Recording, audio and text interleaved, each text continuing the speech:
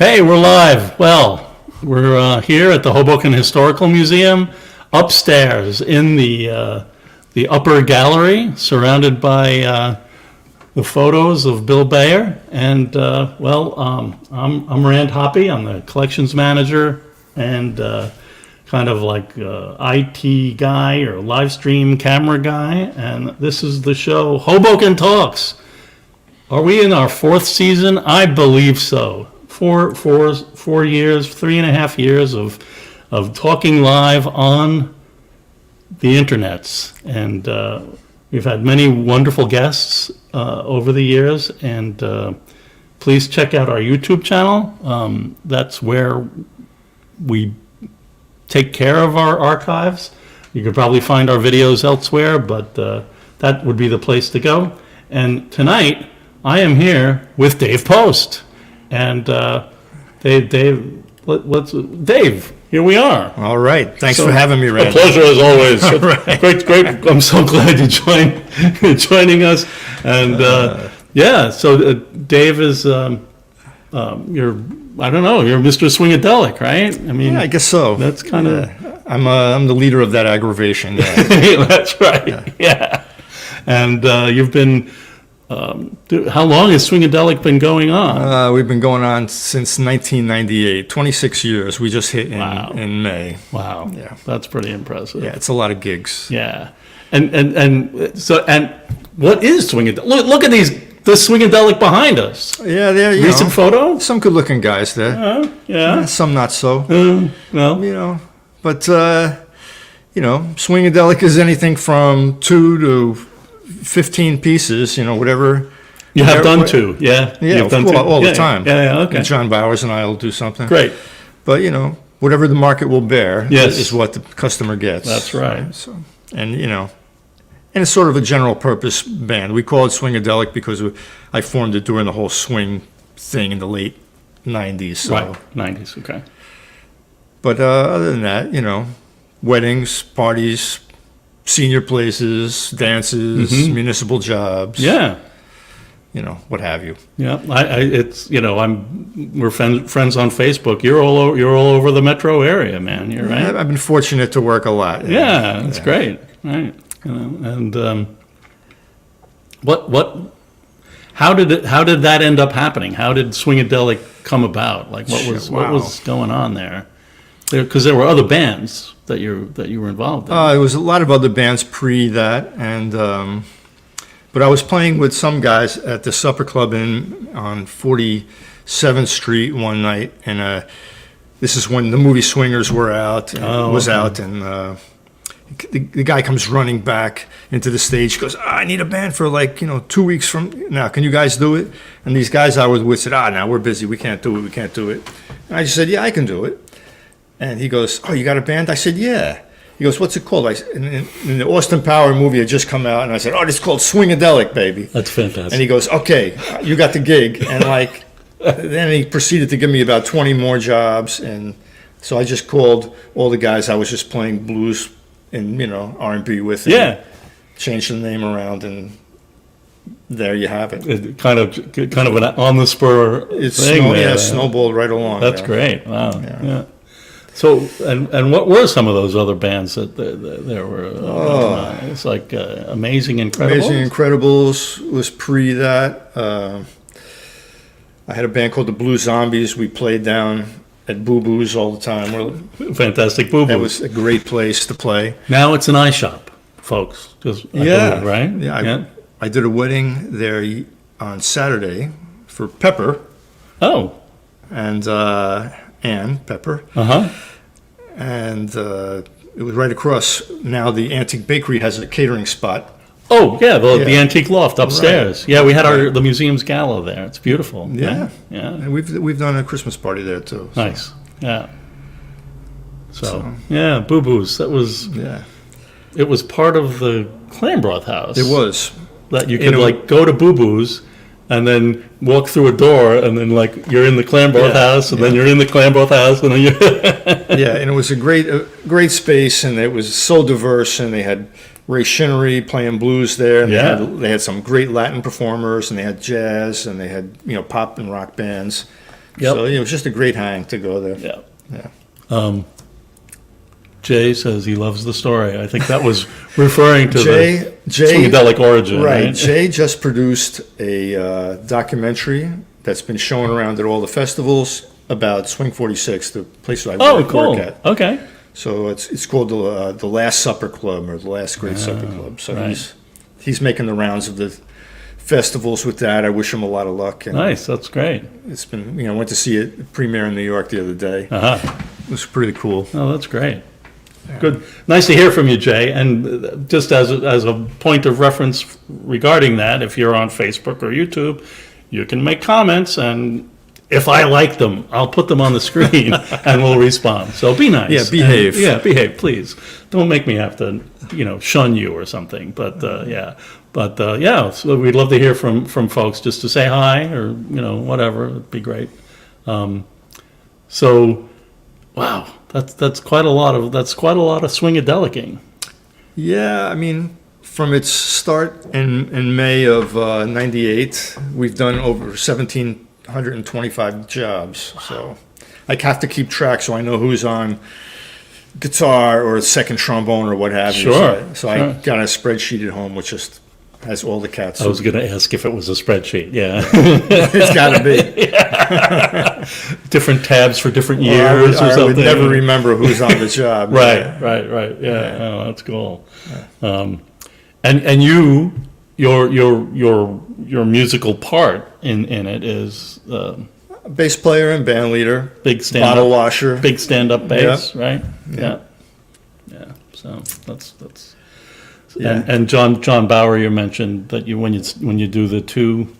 Right, The John. duo is John is the greatest. He's just he sings and plays piano. So like I'm extraneous when he's there. I just have to accompany him. right. He does the emceeing for me, Oh. so I don't have to think about it. All that other stuff. I'm just Great. Maybe thinking like what tune is coming next or what are we going to do. Yeah. Is the client happy? Right. Sure. And so again, it's all lots of all kinds of different events that would need. any So kind of- John and I, we have like a little division of labor going on. So Oh yeah. makes it work. That's great. And you can also you have a vast repertoire as well, right? So it's Oh my God, yeah. Well, you have to if you're going to work. Yeah. I mean, I'm sure we have hundreds of arrangements at this point, and then 1,000 of stuff you would just do off the cuff. So Oh, okay. Yeah. who knows? Right. People say, "Hey, play this song." You say, "Okay, Yeah. show me the money." Okay. Yeah. Is it just forgive me, but is that a fake book thing? Like, do you actually have books of songs that you're able to We do don't on bring the fly? we don't bring fake books. Oh, okay. We just know a lot of tunes, Oh, okay. or if it's really going to be dicey, we'll just say no. We don't. Got do it. But we have for the big band, we have a book of arrangements because you got to get 10, 12 people on the same page Right. in the same place. So Yeah. that's where that comes into play. Got it. That's impressive stuff. Yeah. Yeah, it is, and it's like and John and I'll make arrangements, and we sometimes the guys in the band will bring something in. I'll purchase some. We have a guy now who has leading his own band at Swing 46, Robert Edwards, a fantastic trombone player, arranger, piano player, singer. When he was younger and playing with us at Maxwell's, he started just providing us with tons of arrangements that custom made for us. They're like, he's just a great arranger. He's just a great all-around cat. Wow, that's great. So let's go back into time. What is your origin story? Where did you come from? Where did you grow up? My parents are from Linden. I was born in Elizabeth. Oh wow. Most of I went through school in Roselle Park, which is a Elizabeth suburb, and then so I went through grammar school, high school in Roselle Park. Mm-hmm. Went to Rutgers, but it wasn't. But the campus I went to, it was called Livingston College. This is before they merged. Oh, okay. And they had a fledgling jazz department with a lot of well-known cats. And So I did that for about a year and a half, then realized, okay, well, I don't want to be a music teacher, Right. and I want some money. So, I quit and got a job in an apartment and said, I can do this at night. So I worked night and day until we sold Maxwell's, Yeah. working the day, doing gigs at night. Right. And Right. Fortunately now I just have to, Yeah. do my gigs. Yeah. Yeah. That's And great. I'm happy. So did you have like a musical moment? Was your family musical, or what? How did you? My dad messed around on the accordion. And Okay. and my mom listened to the radio. Okay. So, Yeah. Yeah. that was it. I was not an athletic kid. Right. So, I guess, the Stones, I was listening to AM radio, hearing all this great stuff, Yeah. Aretha Franklin, Martin the Vandellas, the Stones, the Yeah. Beatles, Dean Martin. I mean, it could have been anything. Sure. When Top 40 was great. Yeah, it because was, It was yeah. very varied. So, I got into the Stones and said, okay, I have a memory from because folks, we live across the street from each other. I haven't said that yet, but we are neighbors, and full disclosure. Full disclosure, right? Yeah. And I remember one time talking to you about the golden age, because there's a term in comic books called the golden age of comics. I'm a comic book guy, and we basically the realization was that the golden age of comics is when you were 12. And Same thing with music. and I remember your response was, "Oh yeah, the Rolling Stones." Yeah, Rolling Stones, and then cut to Hendrix and Cream. Sure. But the thing was, I was more into the Stones thing because I dug the blues and R&B, Yeah. and then I went backwards. I was looking, who were these people that the Stones are? They were still like a blues band then. They were covering songs by Sure. Chuck Berry and Bo Diddley and Marvin Gaye and Barbara Lynn and all these different people. So I started looking for their records. Right. That led me on, to a little more jazzy stuff, like the organ players like Jimmy Smith, Jimmy McGriff, Leon Spencer, and that was like, okay, I get it. Jazz is like, it's like blues, but it's a little it's more swinging. Right. Right. So I just kind of it was a travel back for me. Yeah. Yeah. Yeah. The Stones were like the entry point in a Yeah, way, right? they yeah. were. Yeah. That's cool. And were you in bands in school when you were growing up or anything? I got an electric bass when I was 16. So, I messed around teaching myself, picking the arm of the record up and like, oh, what's he doing there? Of course. Yeah. Yeah. And then by my last semester in high school, I got in the high school band, and I was able to do a tiny bit of reading, and then I just started playing in bands. You were. Yeah. Nobody ever asked you to read. I was never a great reader, and I was, even now I'm not so adept. I mean, that's probably stifled a career in Broadway or something. But Okay. back then, the work I was doing, nobody ever gave you any music. They just said, okay, we're going to play this song. Right. Boom, boom, boom. Yeah. Yeah. Yeah. And then it was like rock bands, and even while I was doing the rock bands in the Elizabeth area, there was a big Polish population, Oh. and I worked with 2, 3, 4 different Polish band leaders, Uh-huh. and they were wherever there was Polish people: Perth Amboy, Greenpoint, the Catskills, Elizabeth, Bayonne, always in Bayonne, and polkas, czardaches, waltzes, obereks, and it became a thing. It was, Wow. All right. A lot of my first recordings were all We're all Polish records. So our regular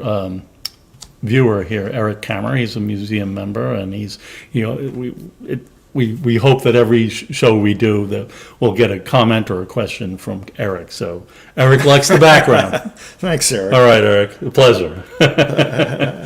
Yeah, so I wasn't tapped into the Polish scenario. Yeah, I mean, all those people have assimilated now, so Sure, it's now they're listening to the Eagles and whatever they are, Right. whatever they do. Yeah. But back then you would go to a Polish event, and everybody's speaking Polish. They have the traditional white and red costumes on. Yeah. A cheap bottle of vodka and a cheap bottle of whiskey with a bottle of Coke and a bottle of ginger ale on the tables. Yeah. A lot of overcooked food, and then they would just get drunk and dance up a storm. And there you were playing. It was great. It was a cool vibe. Yeah. And were you like the young guy in the band? I was. The other guys were like 60, 70. I don't. Okay. They were my age now. Right. Much older, but it was great to learn for me. It was just to see everybody dancing like that. It was Yeah, that's good. It was great. Yeah, I get that. Yeah. So how did you move on from that? What? At the same time I was doing that, I was playing. I was in a band that was playing at Max's Kansas City. Oh, okay. Hurrahs, Yeah.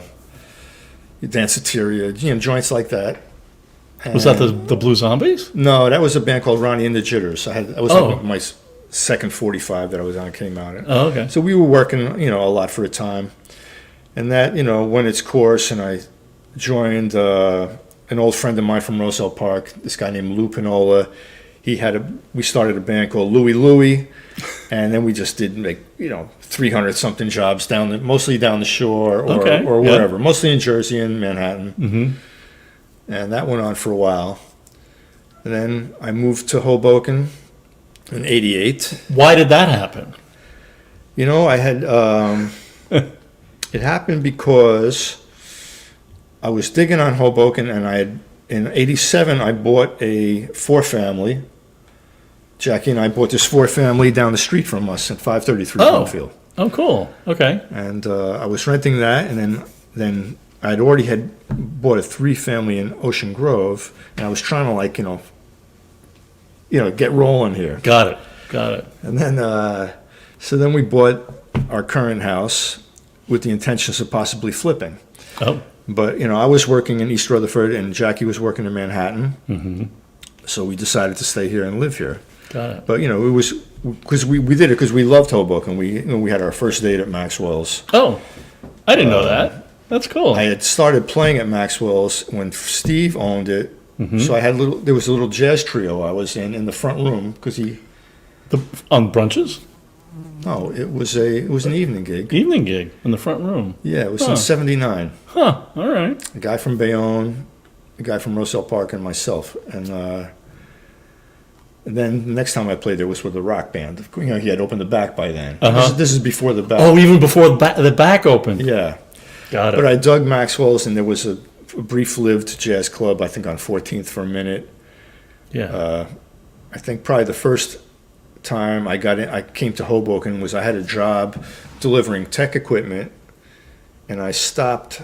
I don't know where I delivered, maybe the hospital or somewhere, but I stopped for lunch at the Clanbroth House.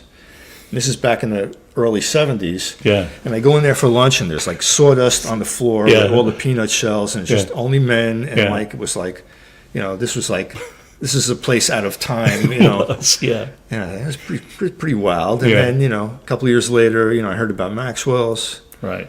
And then, I got, okay, Elizabeth is not cutting it for me anymore. I'm going to move to Hoboken. All right. So, right. Yeah. And what was going? There was Maxwell's Beaten Path, Court Street. Right. Yeah. Court Street was just the one-story building. Yes. Right. Yeah. Huh. Anything else? Any other places that had live music? And there was a lot of street things, and I guess Jerry Fallow was just coming into her own, and starting to book more municipal kind of jobs. So I Oh, the Elysian. That was a big place for us. Oh, sure, right. Yeah. The back room at the Elysian. Yeah. Yeah, right. That was a blues joint, like a sort of bikery blues joint. And Yeah. Then we had a bluegrass thing going there with Boo and Elena, Right. and played there until Eugene took it over. Yeah. Made it a French restaurant, but it was not that Right. before that. Yeah, it was.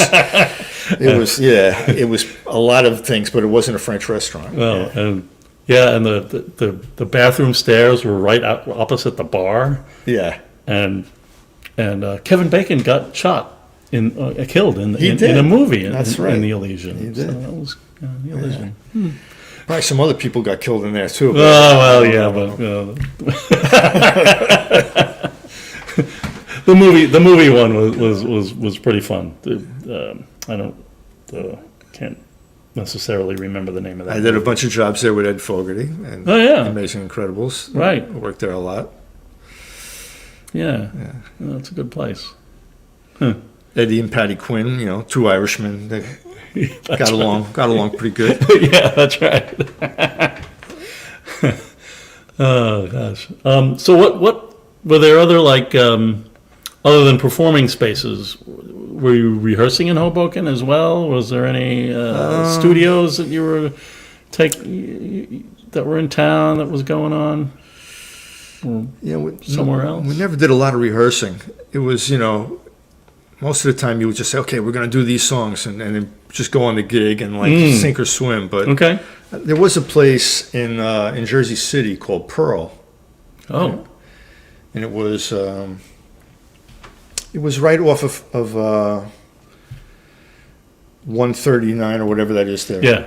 It was right up there, up on the hill. Uh-huh. We would rehearse some bands there a little bit, but then once we started working, it was just like, you would rehearse enough to get the gig. and then you would just say, yeah. okay, we're bringing in this tune. Right. Right. Got it. Yeah.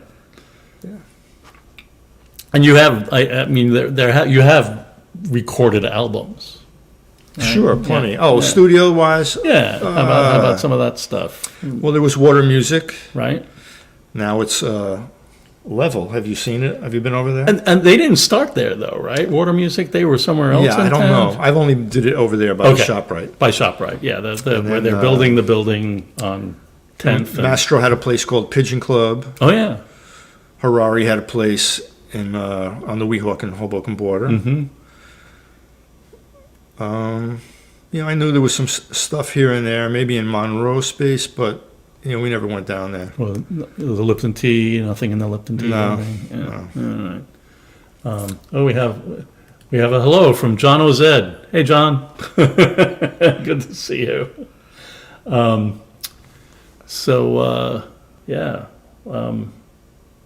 Oh, what else you got for me? Let's bring some pictures up. Oh no.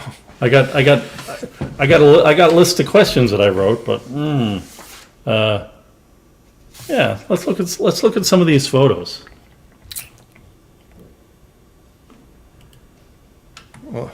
My high school senior year photo. Nice. Okay. Wow. Yeah, bow tie and everything. Huh? Yeah, I wish I still had that hair. I feel you. Yeah. So it's Roselle Park. Roselle Park High School. Nice. Class of 72. Nice. Okay. That's 1972, not Yeah. 1872. Yeah. Come on. That's a shot of the band Louie Louie I was in. That's Right. Louie. This is Henry. He lived over on Monroe briefly. He moved in a couple months after I did. Uh-huh. He has a band called The Sins now. Oh. Been working Wow, around. still working. Great. And that picture was taken at the Melody Bar in New Brunswick, which was a little hot spot that we played at all Huh. the time. All right. It was a great hang. And that's you on the right there, right? That is. Yeah. I was wondering what that location was. So that's cool. Playing cards again. Oh yeah. I kind of like to play cards. Yeah. Okay. I don't know. I don't remember where that location was. I think it was up in Toronto. Possibly 1982 or 3. Mm-hmm. Again, still some hair there. About the same time, Jackie and I probably had just gotten married, and I think that was maybe down at the Fast Lane or the Stone Pony or something, that shot. Oh, okay, cool. You Oh, know. you guys look great.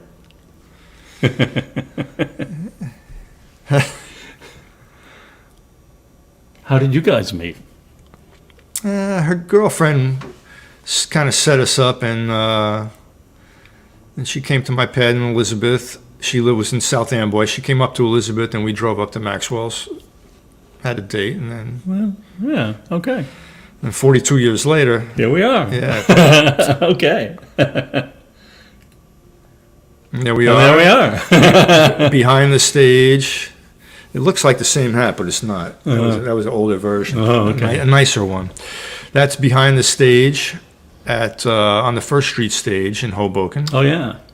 Maybe 10 years ago. I don't know. Mm-hmm. More. That's Marco Brame. Oh, And we can't see his face, but Right. another bass player. got it. Yeah. Yeah, that's right in front of City Hall. It looks I like. see that. I didn't realize that when I loaded it up, and now I see the baseball poster that and the That's a shirt I found abandoned at Maxwell's, which I liked it, and I kept it until it was threadbare.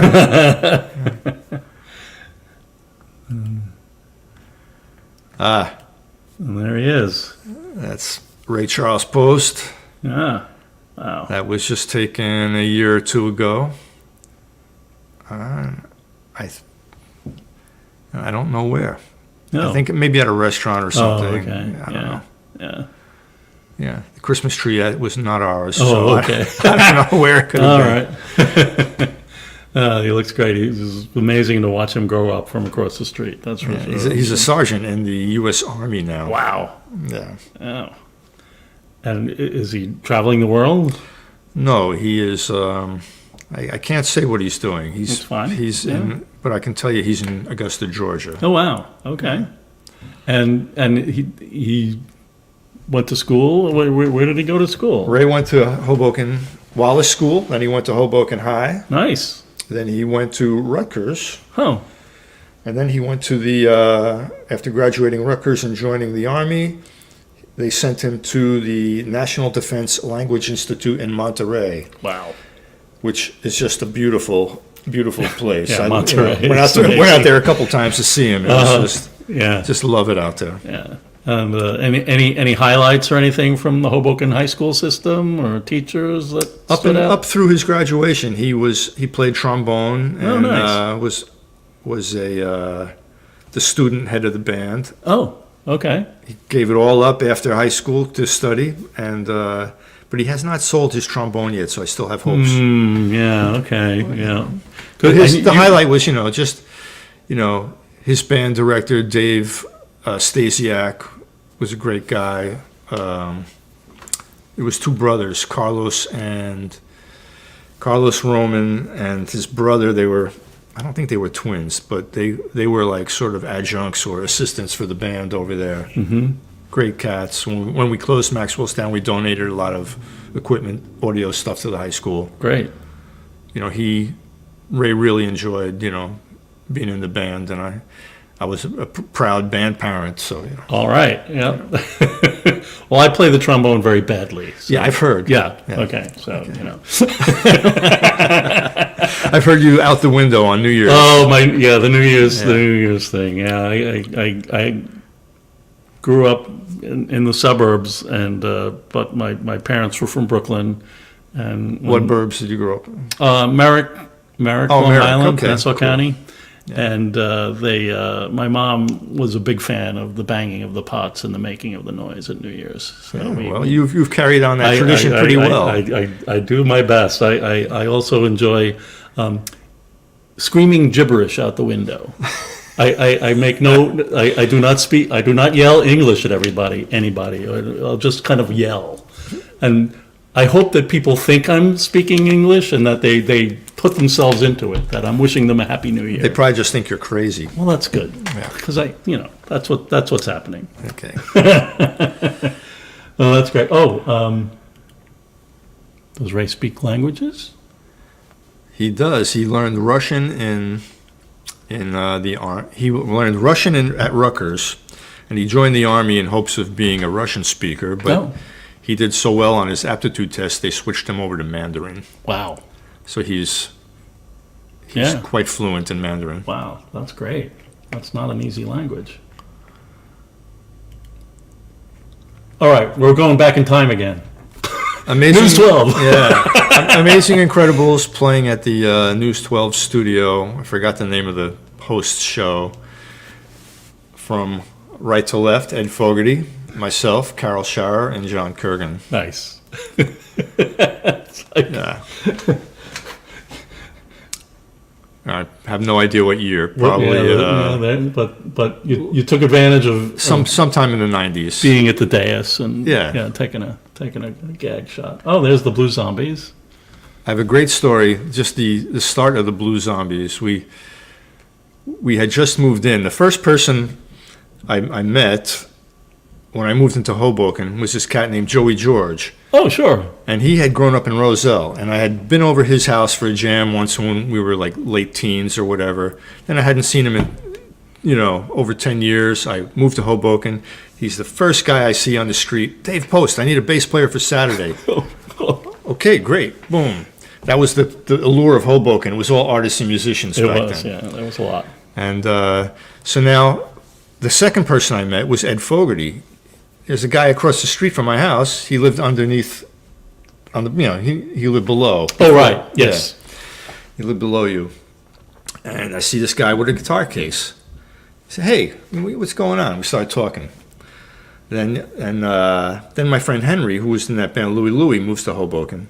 So the three of us, one Saturday afternoon, we go down to Boo Boo's to have a few drinks. And we see this other band come in, three dudes come in with this package, and they're giving it to, I think her name was Sandy. She was the person who was booking Boo Boo's, and we're drinking there, and and then we're in our chips, and we say, hey, Sandy, come here. He goes, you don't want to hire those guys.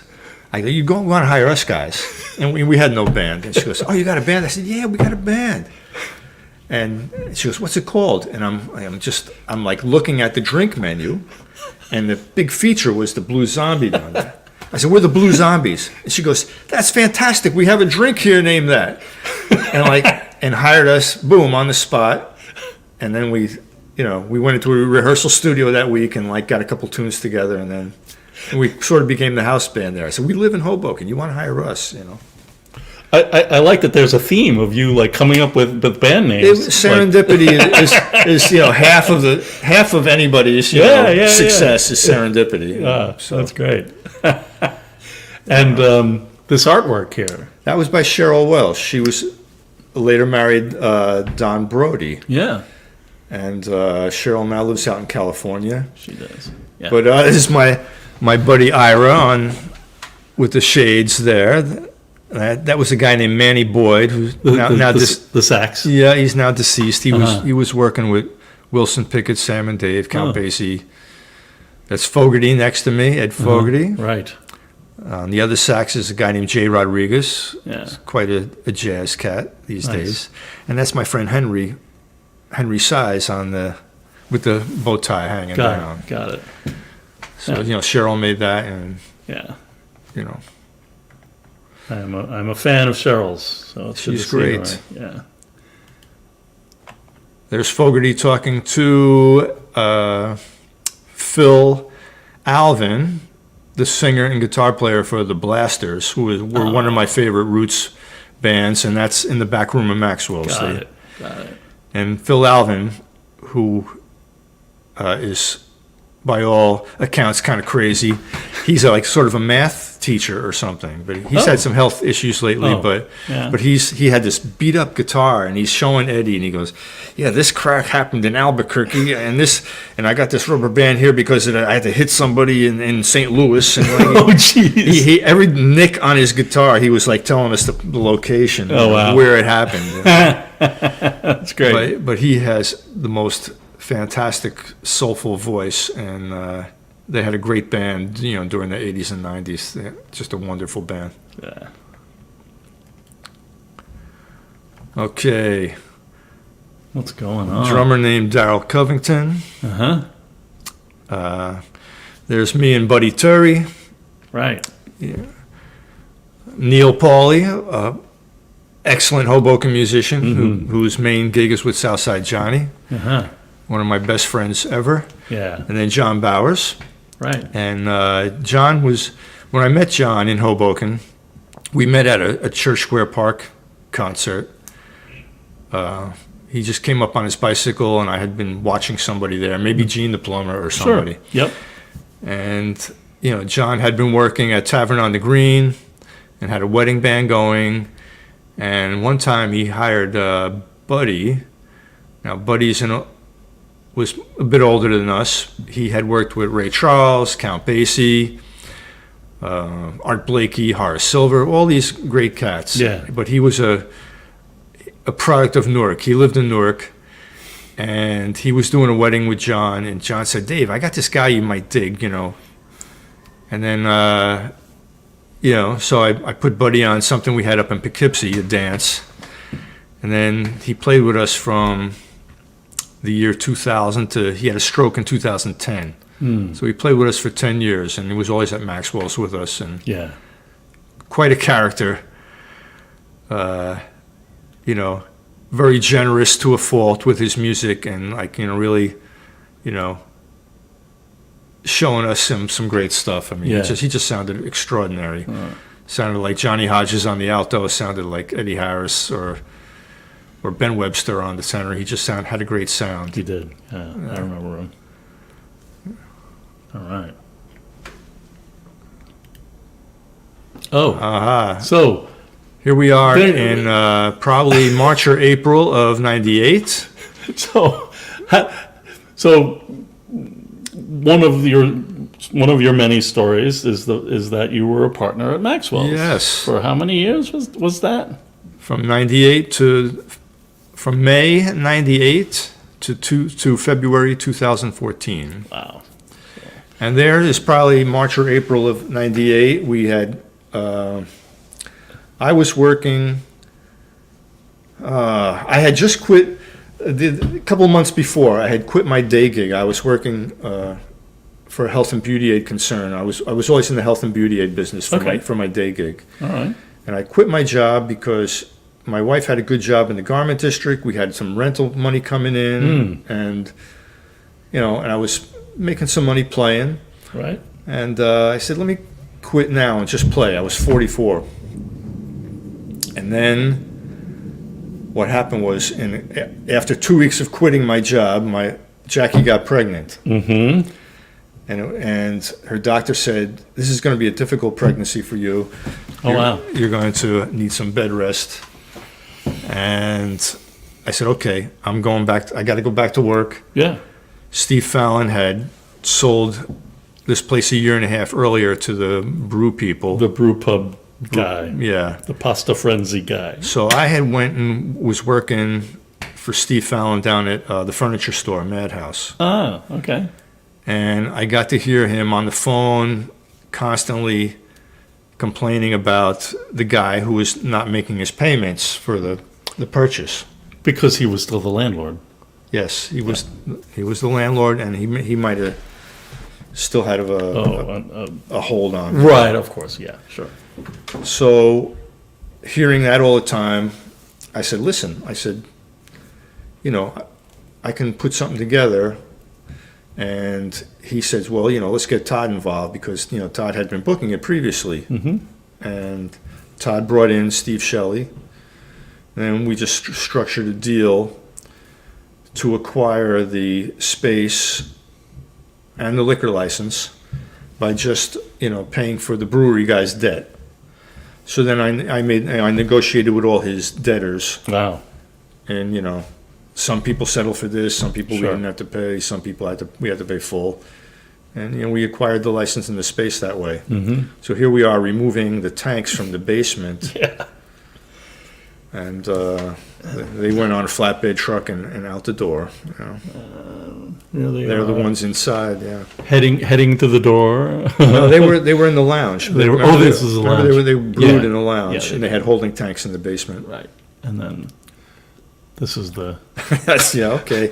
Leaving farewell. Hoboken. Yeah. And then this is Some shots from Jackie of obviously the dressing room. dressing room graffiti. Yeah, Yeah. it's great. Different bands. Eugene, popular Hoboken Yeah, band. yeah. That was fun. But when we still had a cigarette machine. Oh yeah, that's right. Yeah. In the entrance there That's on right. 11th. Yeah. And all the tobacco on the ceiling and everything. Oh my gosh. And the smoke eaters. Yeah, yeah.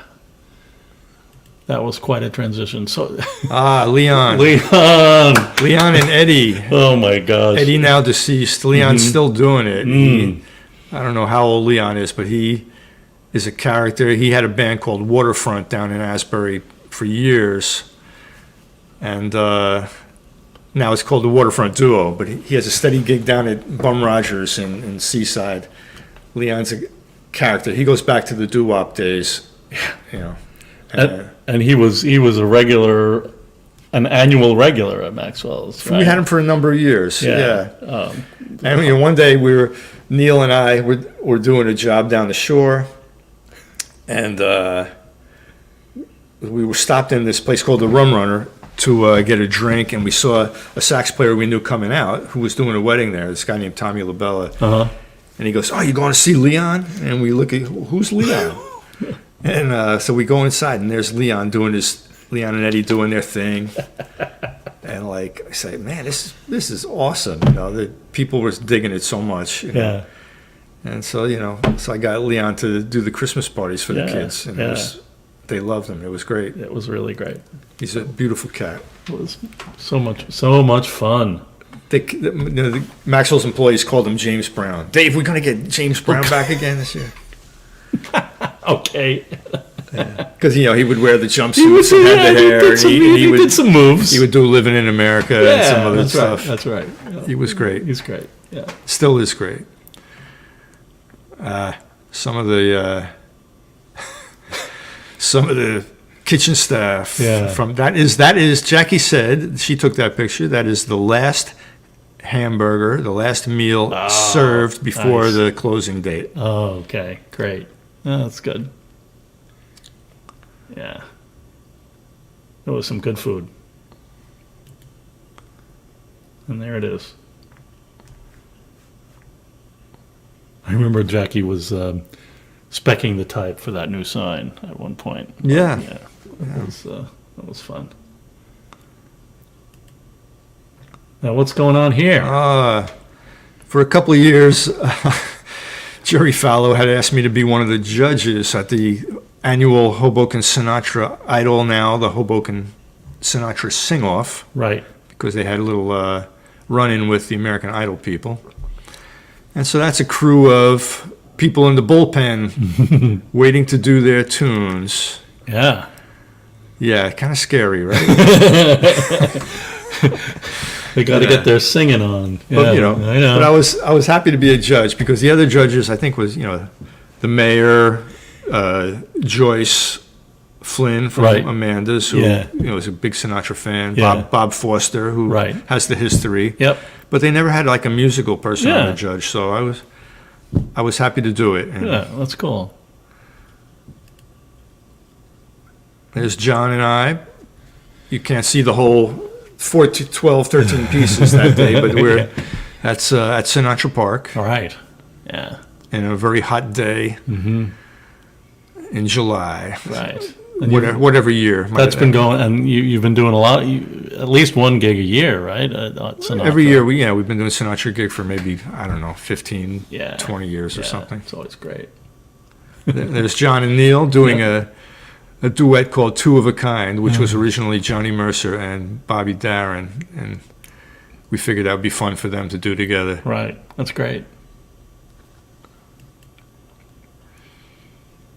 That's a guy named Bernard Dove and his dance partner, and he goes to all the dance events in Manhattan and has been a dancer going back to the 70s. And though he might be older, he's still moving around really good. Wow, that's great. And he's always dressed to the nines too.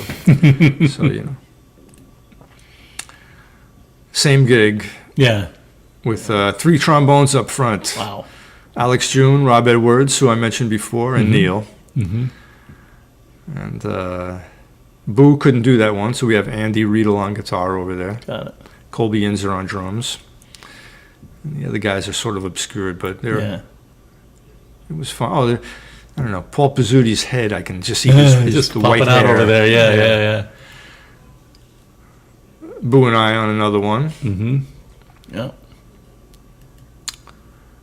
Boo and Elena. I think that was taken in the back room of Maxwell's. Yeah. You know, Looks about right. I work with them once in a while. You know, they have a fantastic country honky-tonk band called Demolition String Band. Right on. And, you know, Boo's just amazing. You know, he's a Grammy Award winner, as is Julio, who you've had here. Yep. Elena is just a great songwriter and plays mandolin and guitar, sings, does a great job. Yeah. And I'm lucky to get to play with them once in a while. Yeah, that's great. That is Gunhild Carling. She is a Swedish sensation. She sings, tap dances, and plays a million instruments. Wow. And she first came to the country. We were doing a gig in Central Park 10 years ago this month. It was 2014, May 2014. And the promoter said, I have a woman from Sweden who's going to come over. Would you let her play with you guys? And I said, absolutely. And she just wowed the crowd. The videos from that day went viral, like over 80 million views. Wow. And then she's now, in the last couple of years, she has moved to California, living in Cupertino, playing with Postmodern Jukebox and doing her own tours. I mean, she was always big in Europe. And so she now, you know, and I went to Argentina with her. I did the West Coast with her, did some gigs down in Maryland, a lot of New York jobs.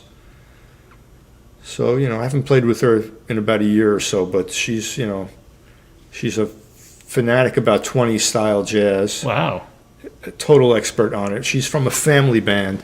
Her father was a big deal in Sweden doing it, and now her son and daughter are with her band. It's like just this whole big family thing. Got this whole family thing, yeah. And she's just a total dynamic performer and great musician. Oh, great.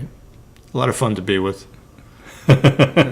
So where we are there is the director, a guy named Ricky Riccardi, the director of the Louis Armstrong Museum in Corona. Okay, yeah. You know, Paul Pizzuti, John and I all went there as a little field trip, and we're hanging out. Sure. And then Ricky asked me, you know, when Gunhild was in town, he said, can you bring, you know, Gunhild over to the museum and the archives? I said, absolutely. So, you know, I brought her over there. So that's, you see the Louis Armstrong bobbleheads or whatever in his picture in the back. Right. It's a fantastic place. Anybody who's a musician or just a fan of Louis Armstrong should make it to get their butt over to Corona and check out this place. Yeah, It's just fantastic. I haven't been there yet. Oh, you got to go. It's just so great. Yeah. He's singular, that guy. Holy smokes. Yeah. Just the most famous drummer in Hoboken. There we are by Blue Eyes, so that must have been a Sinatra Park gig. Right. Paul Pizzuti, I met him, I think the first time I played at Maxwell's in '79, and though he was living here then, I think he grew up in Jersey City and here. Oh. But Paul, just a fantastic drummer and musician who is now retired from a life on Broadway. Oh. From the time he was 20 to when he retired, you can imagine how many Broadway shows he has done. Huh. And plus playing with Patti LuPone and Harry Connick and the New York Philharmonic, the Boston Philharmonic, Washington Philly, whatever. Yeah. He just, an incredibly weird person. But we have a lot of fun together. That's great. Yeah. These are Jackie's photos again. Yeah. Same gig as the one we just saw with Paul. Right. That's somewhere in Blue Eyes. Monday morning quarterbacking after the gig. Got it. And having a glass of wine. Right. And Blue Eyes is down at Sinatra Park. Yes. Right? So you could, ostensibly, people could be sitting in Blue Eyes and watching the band play. And they do. Yeah, and they do, yeah. Very, very comfortable. Yeah. My new most favorite place. We had been doing the Monday nights at Maxwell's in the front room we had never played in a big band until that point. Oh, really? So Yeah. Neil said, "Hey, let's do some big band stuff." He goes, "We got a place." So we started in the front room there, and we did I don't know, maybe 100 Mondays there. Yeah. And That was a great it was a lot of fun. It was Yeah. a great hang. Yeah. I got so many Hoboken brides' weddings from doing having that. the showcase, Just and from they being there, would yeah. stop by. Yeah, that's great. And we had been playing with maybe a 6-piece band at Swing 46 on occasion. Yeah. And when we stopped at Maxwell's, we moved it over to Mondays at Swing 46. Oh, okay. And we've been playing there ever since.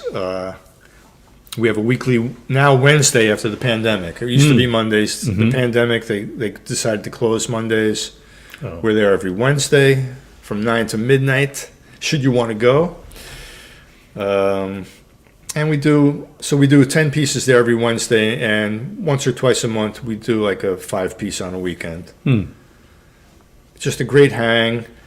It's right in the heart of the theater district. That's called Restaurant Row, that street. Yeah. And Becco is right next to it. It's a great venue. It's very old style. It has, banquet seating, a real piano. There's drums, amp, music stands there. I don't have to schlep anything. Nice dance floor. It is a great spot for us to, we go there and we meet tourists from all over the world. Oh, yeah, I bet. And so, and at any given night, there'll be in a crowd there from Italy or Argentina or London or Dublin or this week there was somebody there from Romania. I mean, wow. That's great. Other musicians or there'll be groups of parties of people too. Like the whole place could be filled with, kids that are in town from South Carolina. Their high school band is doing a trip, and they're coming into New York to see, to go to Radio City to see a show, to see some big bands. Right. So this has been my home away from home now for years now. A couple of years. Since Maxwell's closed. Yeah. And then, what's up with this? Okay, we were.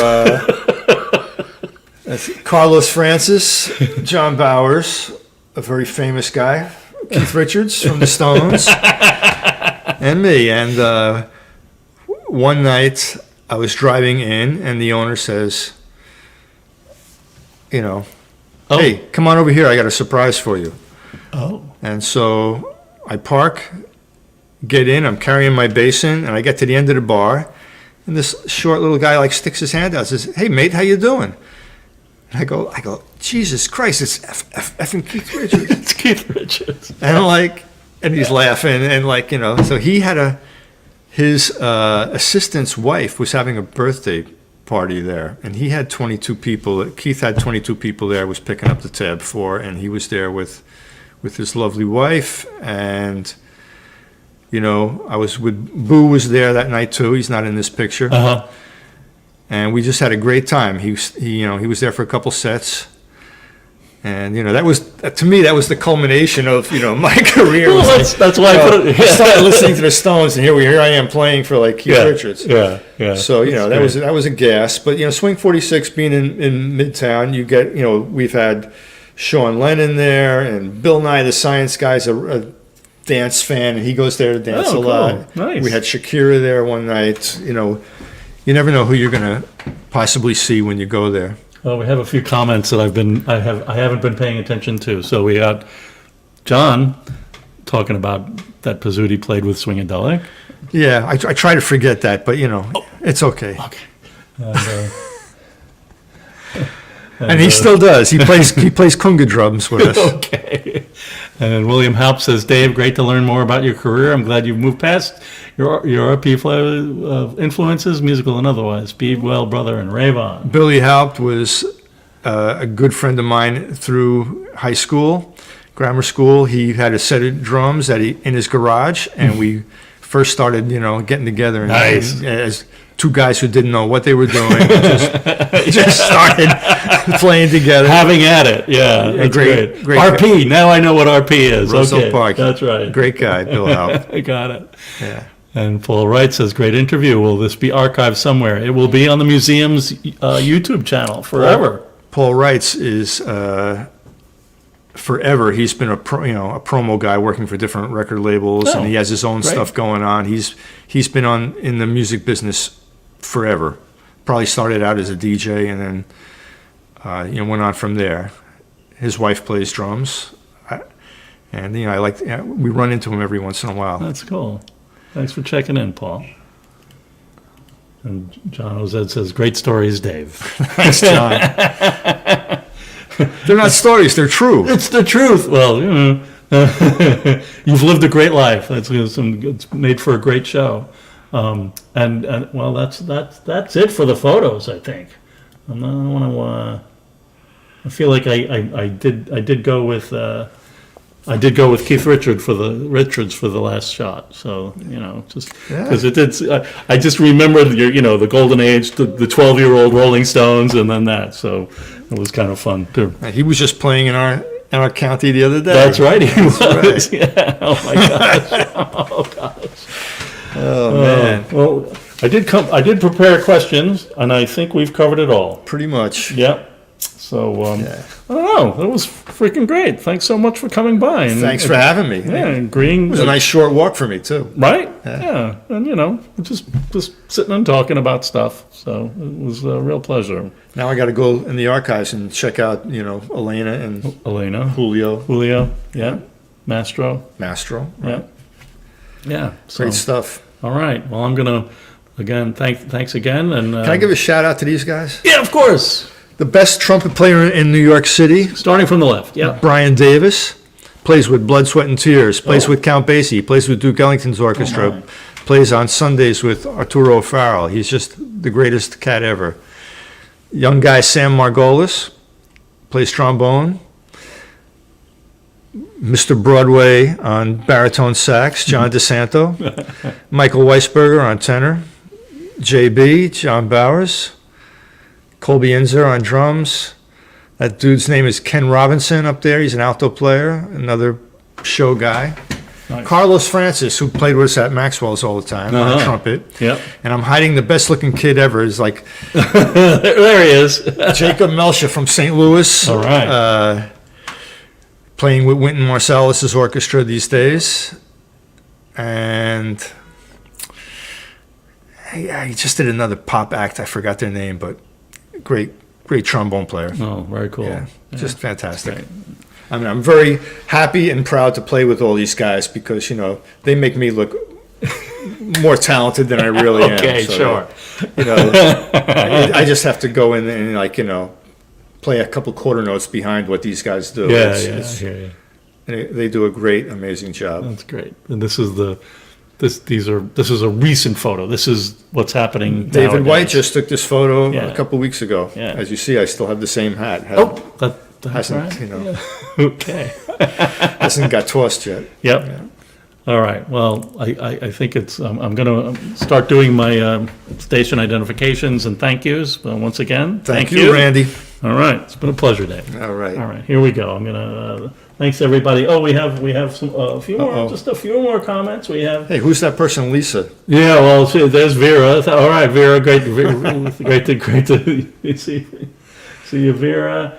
I love your truths. Great show. Oh, thanks. Thank you, Lisa. That's- But I'm I her know you're husband. thanking Randy, All right. So let's see. I got to move ahead and then go here. So that was Hoboken Talks, and we've got coming up soon. We've got Bob Foster's hopefully going to speak to retired fireman Frank Guzman, and after that, stay tuned because June is a crazy month for us. We might only have one Hoboken Talks. The second Hoboken Talks might just be Hoboken Sings, where we live stream the Sinatra sing-off. Cool. So I did some of that last year, and I really enjoyed it. So hopefully we can pull that off again. So We just did a show in February with one of the Sinatra Idol winners, a kid named Zach Alexander. Yeah. And he filled out the Algonquin Theater, 500 seats down in Manasquan. Wow. That's great. He did an awesome job. He came by here on Sinatra's birthday, and I did a quick live stream with him where I walk in the museum and he's in the Sinatra Lounge over there, and Oh, wow. he sang a nice song and I That's wished great. Frank a birthday. He's a great guy. Good kid. Yeah. We'd like to thank the New Jersey Historical Commission. They provide us with funds, grants, and other support.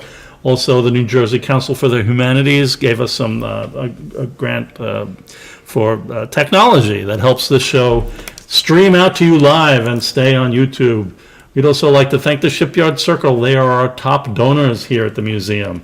We love all our donors, our staff, and our volunteers, and the Shipyard Circle are just really wonderful and generous people. The Fat Cats. That's right. Iron State. We thank Iron State every day. We are here in this museum because of their gift to the museum for the space here up on Upper Hudson Street.